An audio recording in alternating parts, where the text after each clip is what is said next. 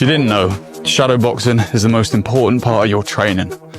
Everything in boxing comes off your ability to punch the air. That's why in this video we're going to go over the 4 secret pillars of shadowboxing to make you look like a pro when you do it. The 4 secret pillars to shadowboxing are technical ability, ring IQ, the body, and the mind. I'm going to go through each of those 4 and break down the fundamentals of each, starting with technical ability. So technical ability is your technique, basically, and your technique for defense, offense, footwork, whatever it might be, whatever tool that you have, basically sharpening the tools. So you're practicing the proper form for those.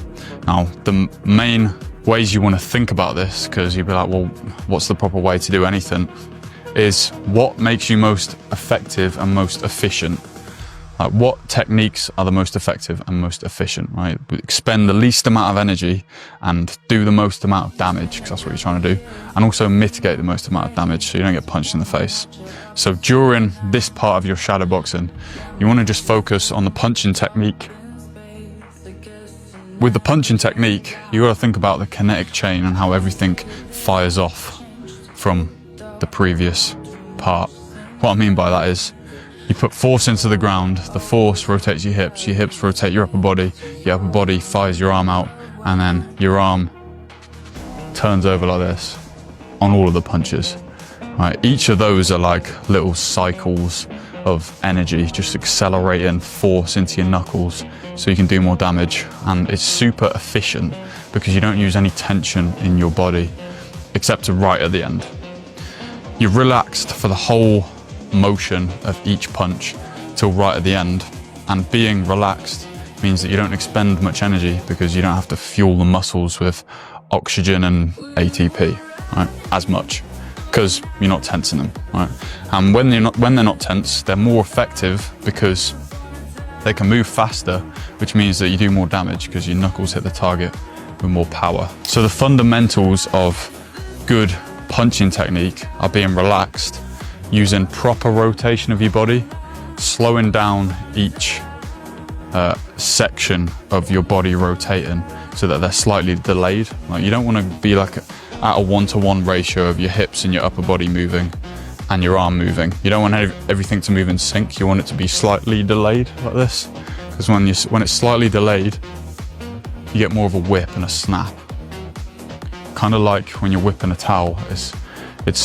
It starts slow, you put the energy into it, and the snap at the end is the fastest point, because that's where you're pulling your arm back the quickest. It's like right at the end of a punch, you're like whipping down, but it comes from the hips and the upper body. Then anyway, I'm gonna stop yapping about that. We're relaxed, we're rotating, we've got a proper kinetic chain. We also want to flow our offense into defense and combine it with footwork at the same time. So every like rotation of your body, you can put a defense into it. So as I rotate this way, I can just take my head off the center line a little bit for a slip, or same going the other way, or rotate my body for a roll. I can put pulls in between. So everything is coming off that rotation. And then I can start to throw my shots off that as well. So everything flows together, and then we got to incorporate footwork, which is where we sort of get onto the ring IQ thing, because we now need to combine moving around the ring properly in the right positions. That's what ring IQ is. So we'll start that now. All right, there's 3 things we're going to cover for ring IQ. The first thing being visualizing your opponent, and visualizing your opponent as one of 3 different styles at different times and acting accordingly. So if you didn't know, there's 3 different styles in boxing. Well, 3 different distinct styles that all the other like sub styles fit under, apart from one, but we'll go over that at the end. And these 3 styles are the slugger, the pressure fighter, and the outboxer. So I want you to imagine that you're fighting one of those each time you're shadowboxing. If you're boxing a slugger, you want to be an outboxer, because it's like a good analogy is rock, paper, scissors. The pressure fighter trumps an outboxer, just relentless pressure. An outboxer trumps a slugger because they can just stay out of range because they're going back more. They're not walking onto big punches. And a slugger generally trumps a pressure fighter, because a pressure fighter is applying pressure and the slugger wants them to come forward because they want to walk them onto big shots. Okay, so they generally sure that you're fighting each one of those different styles and act accordingly, knowing that information of rock, paper, scissors and adapting. Someone who can adapt well is the style referred to as boxer puncher. So a boxer puncher is someone who can punch hard but has the technical ability of a pressure fighter and a outboxer. And to be able to do that, you need a good adaptability, which is what you'll be training by visualizing each different style and also being able to punch hard. Punching hard is drilled from the technical ability part. So you got to make sure your technique is on point, your feet are planted, and you're using that kinetic chain to really dig in shots if someone comes forward. If you've got all bases covered, then you'll be much more successful in boxing. This is the hybrid style, by the way. 2 more points for ring IQ. You've got front foot and back foot fighting. So someone who fights on the back foot, usually an outboxer, is someone who's sort of moving around the ring and catching someone as they come in, generally a counter puncher. So practice going on the back foot and visualize someone coming forward and you walking them onto counters. Imagine they're coming forward with their jab and you're throwing right hand over the top and you're slipping out, or you're catching them with a check hook as they come in. And a front foot fighter is generally a pressure fighter, but it can apply to all different styles. And that is someone who holds the center of the ring.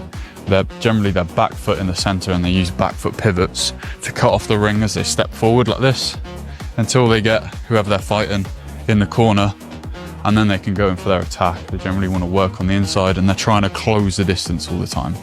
All right, this is someone who's like got good durability, wants to force the pressure. If you can balance all 3 of these styles over front foot and back foot fighting, then that's good. Last thing is counter punching. So think about counters and how to set them up. So setting up a counter, you can either draw or you can feint. You can draw by like baiting with your head or using like a lazy jab. There's many ways to bait, but you can bait an attack, getting into range and throwing. Try and do something to trigger them to do something so that you can capitalize on them doing the thing. You can feint either high to low, low to high. You can feint around the flanks, or you can feint down the middle and go around the flanks, but you're basically trying to manipulate what they think you're gonna do. You can do that with eye feints, hand feints, foot feints, level change feints, trunk feints. Then you can start putting both the technical side and the ring IQ side together so that you're shadow boxing and sort of encompassing everything. That means that you're linking together your footwork, what you're thinking of doing, your feints, your draws, and your good punching technique using that connect chain to really simulate a fight. That's the aim. You're trying to simulate a fight, which leads me into the third secret, what do I call them? Pillar? Yeah. And that's the body. Now the body, shadowboxing at a fight pace means that your body is going to be conditioned, it's going to stay at that level, or it's going to adapt to that level, which is a level you need for when you actually get in a fight.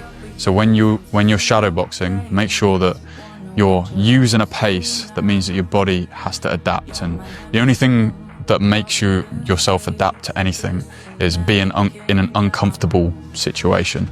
Right? You're not going to adapt. Your body won't need to adapt if you're just there chilling. Right? It's not going to get any better. It's not going to get any fitter.